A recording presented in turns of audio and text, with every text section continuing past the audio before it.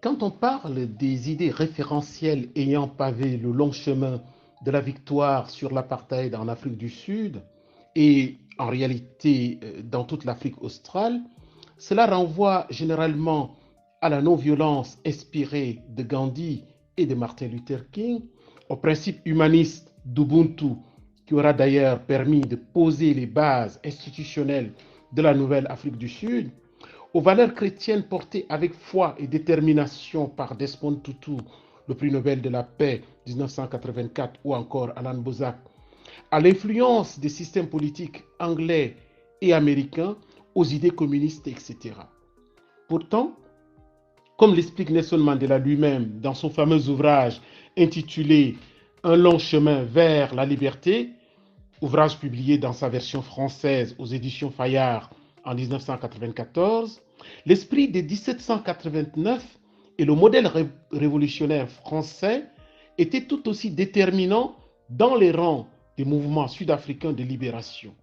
Ainsi en est-il du fameux congrès du peuple de 1955, qui s'était conclu d'ailleurs par une charte de la liberté, un texte référentiel pour la lutte de libération sud-africaine, tout comme la convention fondatrice du Congrès national africain ANC de 1912. En effet, dès ces dispositions préambulaires, la charte de la liberté déclare que le peuple sud-africain a été dépossédé de son droit, je cite, de la liberté et de la paix par une forme de gouvernement fondée sur l'injustice et l'inégalité. Fin de citation. Le texte précise également que l'Afrique du Sud ne sera jamais ni prospère ni libre tant que le peuple ne vivra pas dans, je cite, la fraternité et ne bénéficiera pas d'une égalité de droits et de chances. Fin de citation. Expression de la volonté du peuple, la charte de 1955 considère que, je cite, seul un État démocratique fondé sur la volonté du peuple peut assurer à tous leurs droits naturels sans distinction de couleur, de race, de sexe ou de croyance. Fin de citation. Les autres dispositions exposent bien évidemment les exigences premières pour une société juste et démocratique, à savoir le gouvernement du peuple par le peuple, l'égalité des droits, le bien-être et la juste répartition des richesses nationales, etc.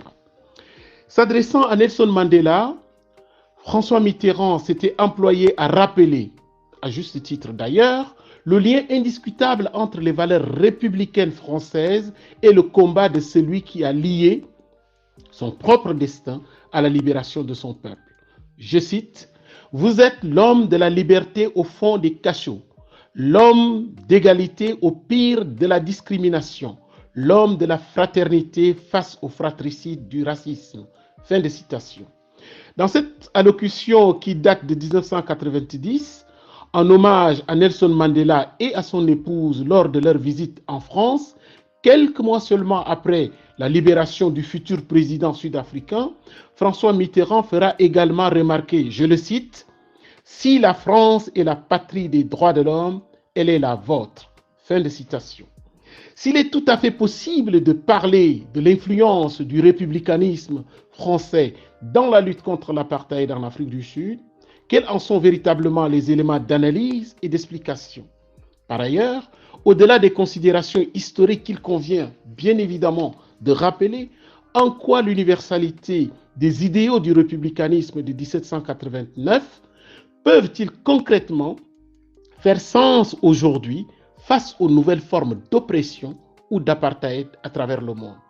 Telles sont, entre autres, les questions que cette conférence se propose d'élucider.